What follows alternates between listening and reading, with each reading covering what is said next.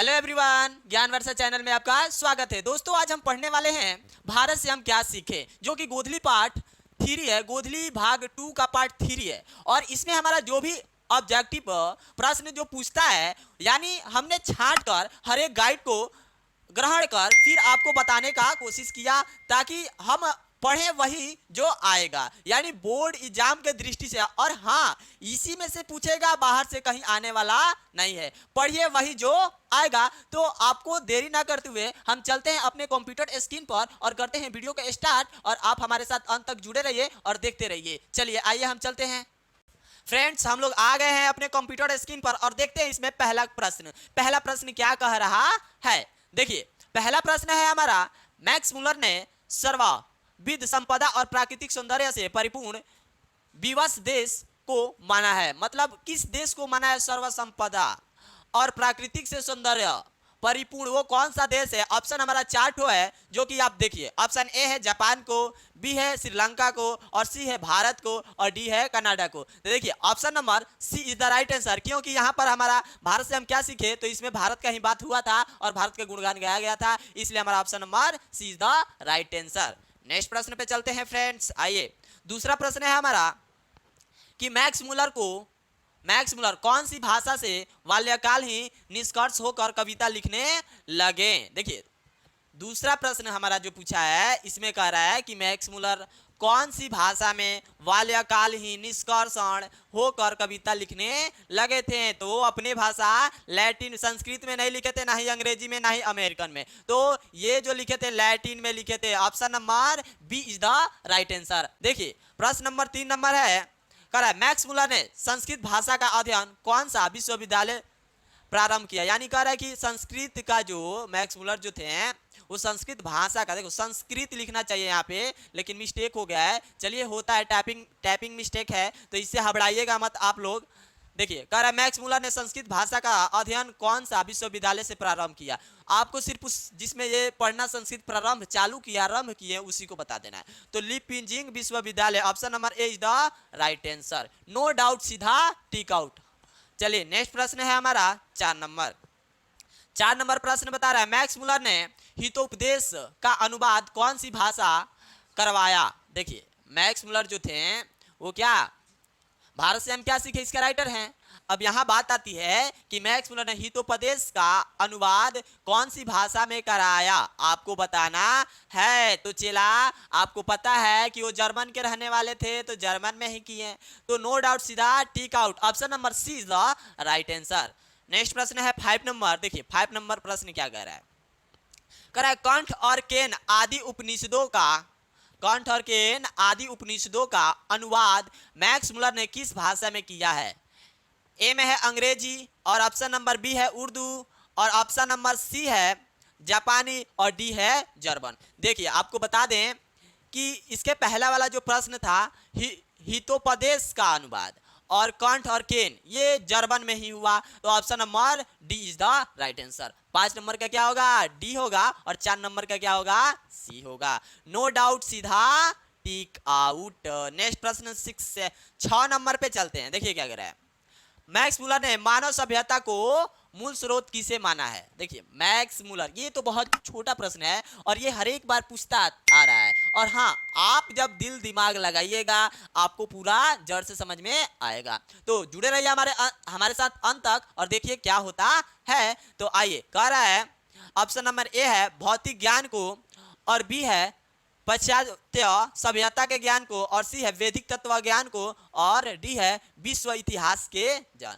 तो यहाँ पर वैदिक जो था, देखिए वैदिक धर्म से इसको प्राचीनतम रूप माना जाता है, इसलिए हमारा हो जाएगा वैदिक तत्व ज्ञान। Option number C is the right answer. Next प्रश्न है हमारा 7 नंबर। देखिए, 7 नंबर प्रश्न कह रहा है कि रानी विक्टोरिया द्वारा कौन सी पदवी को मैक्स मुलर ने तुम समझकर वापस कर दिया। देखिए, अच्छा प्रश्न है। और हाँ, ये सब प्रश्न है हमने बहुत गाइड को ग्रहण करने के बाद फिर आपके सामने पेश किया है, तो आप भी इसका महत्व समझिए। और आइए देखिए, ऑप्शन नंबर ए है नाइट, बी है जनरल, और सी है सर, और डी है किंग। तो यहाँ पर नाइट का बात हुआ था, option number A is the right answer. Next प्रश्न 8 नंबर पे चलते हैं। देखिए 8 नंबर प्रश्न है चला, भारत से हम क्या सीखें? आलेख का हिंदी भाषा में रूपांतरण किसने किया? जो व्यक्ति इसका रूपांतरण कर दिया है उसको हमको बताना है कि किसने किया। देखिए तो ऑप्शन नंबर ए है मैक्स मुलर ने, नहीं ये तो भारत से हम क्या सीखे इसका राइटर हैं। फिर बी है डॉक्टर भवानी। देखिए जय भवानी जिस प्रकार से आप लोग बोलते हैं उसी प्रकार यहाँ पे दिया हुआ है। देखिए डॉक्टर भवानी शंकर त्रिवेदी ने, यही आप यहीं से जय भवानी से याद रखिएगा, डॉक्टर भवानी शंकर त्रिवेदी। 8 नंबर का option number B, option number B is the right answer, no doubt, सीधा टिक आउट। आइए नेक्स्ट प्रश्न है 9 नंबर प्रश्न पे चलते हैं। देखिए 9 नंबर प्रश्न बता रहा है हमारा कि विश्व में कौन ऐसा देश है जिसे मैक्स मुलर ने सर्वविध संपदा से परिपूर्ण कहा है? आपको फर्स्ट क्वेश्चन में क्या पढ़े थे कि प्राकृतिक सौंदर्य से परिपूर्ण संपदा से कौन सा देश है, तो भारत था। अब यहाँ पर भी वही क्वेश्चन थोड़ा सा घुमा दिया, तो आप लोग क्वेश्चन देखकर घूमिएगा मत। आप पहले इसका ऑप्शन देखिए कि ऑप्शन क्या कह रहा है। कह रहा है ऑप्शन कि मैक्स मुलर ना, ऑप्शन ए है अमेरिका, बी है जापान और सी है चीन और डी है भारत। तो option number D is the right answer, Bharat को कहा है। नेक्स्ट प्रश्न है 10 नंबर, और 10 नंबर प्रश्न बता रहा है हमारा चला, मानव मस्तिष्क माने दिमाग, मानव मस्तिष्क की उत्कृष्टतम उपलब्धियों का सर्वप्रथम साक्षात्कार किस देश ने किया है? देखिए 10 नंबर प्रश्न जो है बहुत अच्छा है, इसका भी आंसर भारत का, भारत ही होगा, क्योंकि यहाँ पर भारत का गुणगान गया था। इस चैप्टर में भारत का गुणगान गाया गया। जब ऐसा पूछे और उस जापान अमेरिका दे तो आप समझ जाए कि भारत आंसर होने वाला है, नो डाउट, सीधा tick out, option number C is the right answer. Next प्रश्न पे चलते हैं जो कि प्रश्न नंबर है 11 नंबर। कर प्राचीन वैदिक देवता विज्ञान के कारण किस विज्ञान को नया स्वरूप प्राप्त हुआ है? देखिए चला, जब वैदिक का बात आया तो वैदिक के द्वारा ऑप्शन में दिया है वही आंसर होगा। आइए नो डाउट, सीधा टिक आउट।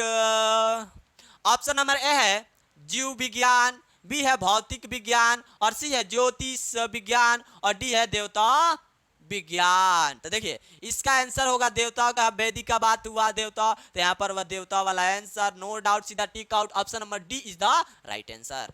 प्राचीन में देवता का राज चलता था, देवताओं का गुणगान गाया जाता था, लेकिन अब तो आपको पता है चला। अब आइए 12 नंबर प्रश्न बता रहा है हमारा कि नृवंश विद्या का शब्दार्थ है। देखिए नृवंश विद्या का शब्दार्थ होता है चला, इसमें पढ़ने की आवश्यकता नहीं है, ऑप्शन पढ़ने की आवश्यकता नहीं है, डायरेक्टली दिखा रहा है कि option number D is the right answer, मानव शास्त्र होगा, यहाँ पे मानव शास्त्र होने वाला है।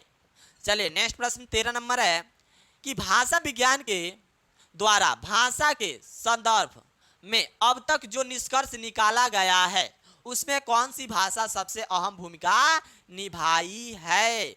जो कि ऑप्शन नंबर ए दिया है। देखिए ध्यान से देखिए, आप देखिएगा तब आपको समझ में आ जाएगा। अंग्रेजी, ए में क्या दिया है चला, अंग्रेजी, और ऑप्शन नंबर बी है ग्रीक, सी है संस्कृत और डी है लैटिन।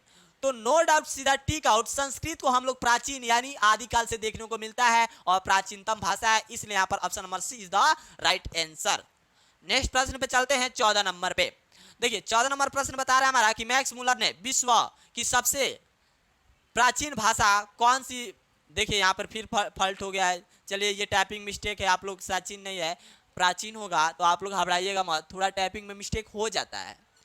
कह रहा है कि मैक्स मुलर ने विश्व की सबसे प्राचीन भाषा कौन सी भाषा, प्राचीन भाषा कौन सी भाषा को कहा है? देखिए सबसे प्राचीन भाषा हमारा संस्कृत है, इसलिए option number C is the right answer. आदिकाल से चलता रहा है चला ये भाषा, इसलिए इसका नाम लिया गया।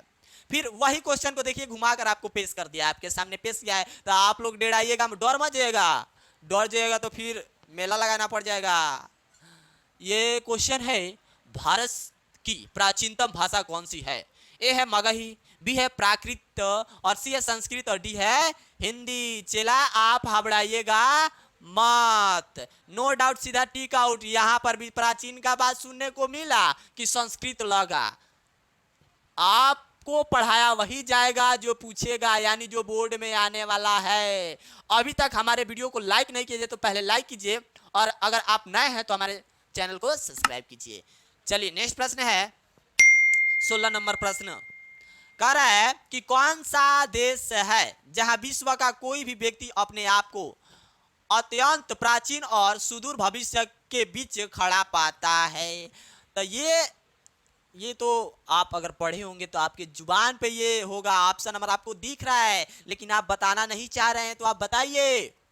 भारत के गुणगान हुआ था, तो यहाँ पर देखिए ऑप्शन में भारत कहाँ है, भारत जहां है वहां लगाइए ना। चला देखिए भारत डी है, तो option number D is the right answer. Next प्रश्न 17 नंबर पे चलते हैं, जो कि हमारा कह रहा है कि भारत को स्वरदर्शियों की आवश्यकता है। यहाँ पर आपको बताना है कि भारत को स्वरदर्शियों की आवश्यकता है। ऑप्शन नंबर ए है वारेन हेस्टिंग को, बी है सर विलियम जॉन्स, और सी है संत पाल, और डी है जनरल।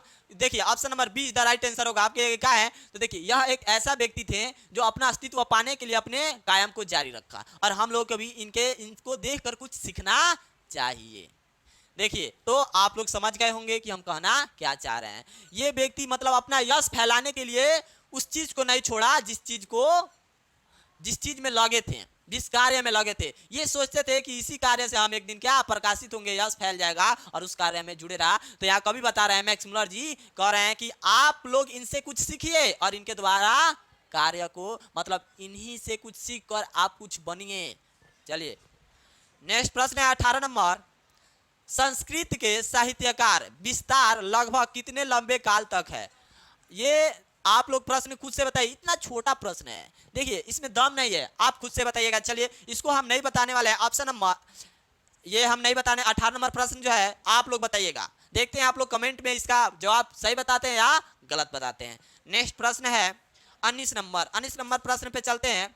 अपरांत का प्राय है, देखिए 19 नंबर जो प्रश्न कह रहा है, चला अपरांत का प्राय होता है पश्चिम। Option number C is the right answer. ये भी आप बता सकते थे, लेकिन आप कहिए कि सब हम ही से पूछ रहे हैं सर, तो क्या काम चलेगा, तो इसलिए चला आपको सबसे ज्यादा टॉपिक से के थ्रू आपको हम समझाने की कोशिश कर रहे हैं। और आप भी एकदम दिल लगाकर पढ़िए, जो भी दिक्कत हो रहा है कमेंट में बताइए और अपना सुझाव रखिए। देखिए नेक्स्ट प्रश्न है प्राच्य का अर्थ है। प्राच्य का अर्थ है, इसका अर्थ होता है पूर्वी होता है। क्या होता है, चला पूर्वी, नो डाउट, सीधा टिक आउट। नेक्स्ट प्रश्न 21 नंबर का रहा है कि देवा विज्ञान का अर्थ है। देवा विज्ञान का अर्थ है, चला देवा विज्ञान का बात आया तो देव विज्ञान मार दीजिएगा, तो आप देवता का बात आया तो देवते में जाता है या, तो नो डाउट सीधा tick out. Option number D is the right answer. प्रश्न नंबर 22 पे चलते हैं। देखिए भारत से